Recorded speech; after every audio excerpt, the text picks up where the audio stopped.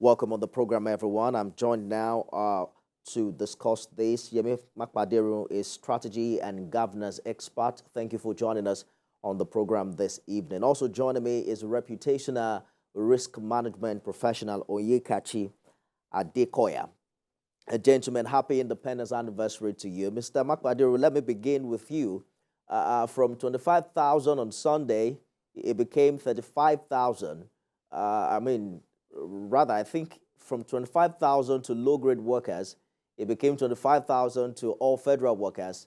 But by this morning, we understand it's 35,000 naira across board. What do you make of this latest intervention by the federal government? Yeah, thank you, Nifemi, for having me. Happy Independence to you and to Nigerians. And a big shout out to my friend and brother, Oyekachi. Nice to be on the same table this evening.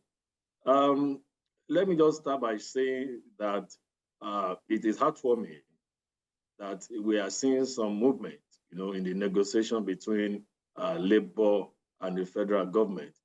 I want to give a lot of kudos to the Labour movement, for being reasonable, for being responsible and responsive, even in the pursuit of better living conditions for the long-suffering Nigerian workers.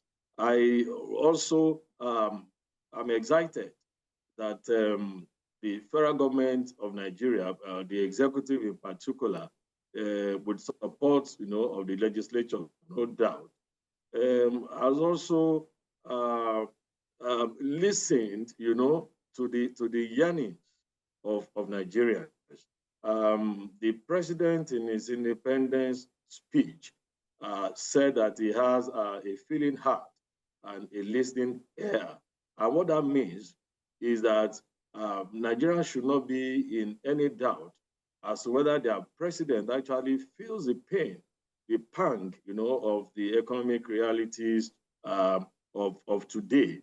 What is even more, the decision or the agreement of the federal government to adjust upwardly all the monetary or financial palliatives, that it has or that is proposing based on Labour's demand and the reality of the time is a further testimony to what can be done when government reduces, this high level of profligacy, which has permeated our system to the extent that public trust in political office holders, public officials, and indeed our public institutions have been greatly eroded. I also want to say that this offer, if it eventually, crystallizes, will also underscore the fidelity, of the president and his government to the promise that the proceeds from savings on subsidy on petroleum products will actually be, diverted to a large extent, to ensure the well-being and welfare, and of course, the security of Nigerians. Well, the workers we're talking about, Mr. Makpaderu, are a very minute fraction of the Nigerian populace. So it begs the question of, are we saving money from subsidy to give to federal workers? The kind of implication or impact that saved money from petrol subsidy should be on a larger scale. Don't you agree? Oh, perfectly. And I think that is also not lost on the government. We're just talking about one aspect, of the several interventions that the federal government has rolled out. Recall that before now, there has been an infrastructure, the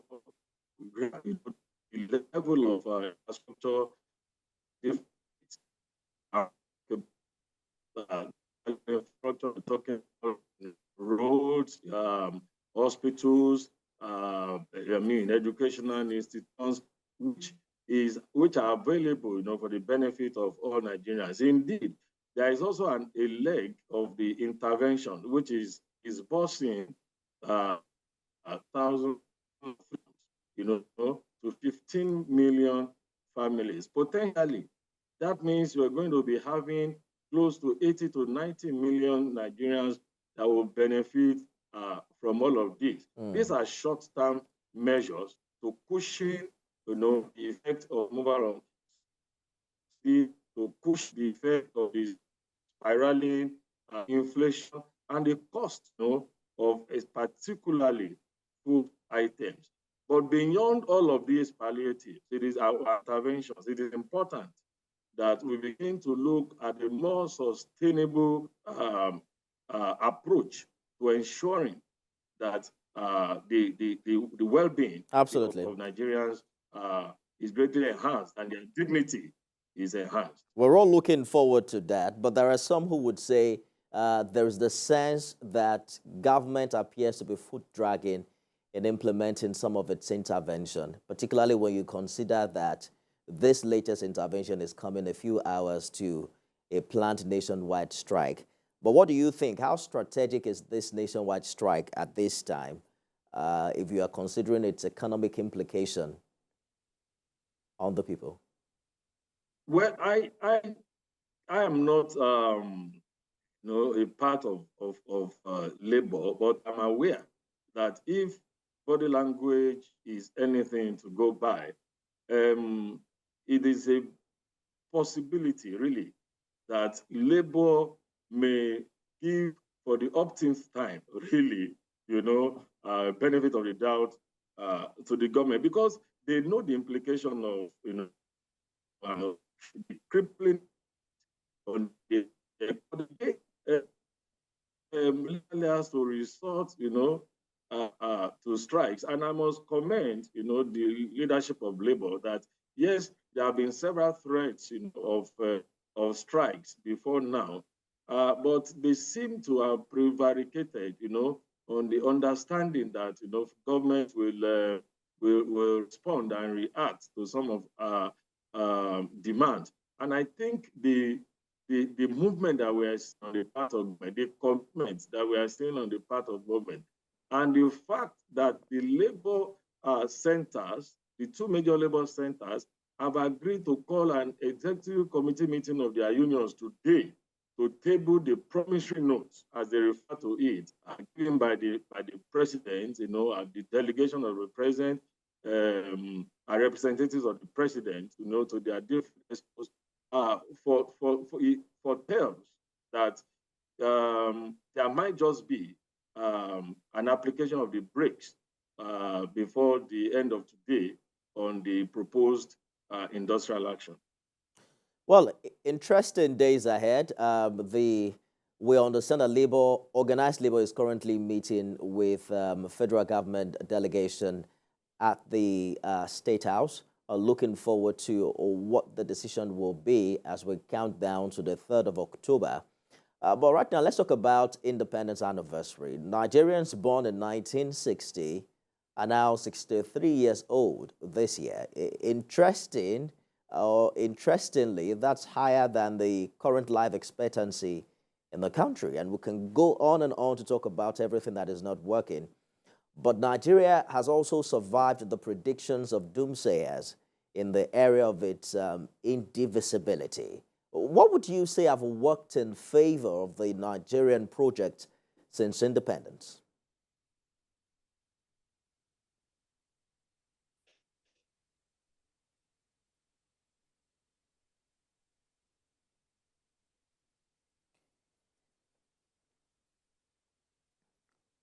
We're going to return to Mr. Makpaderu in the course of this conversation as we work on getting that connection clearer. If you're there, I was asking, what do you think has worked for us as a country? I mean, there are many people who had said that Nigeria wouldn't survive for this long, irrespective of the ups and downs. We're still together as one entity 63 years later.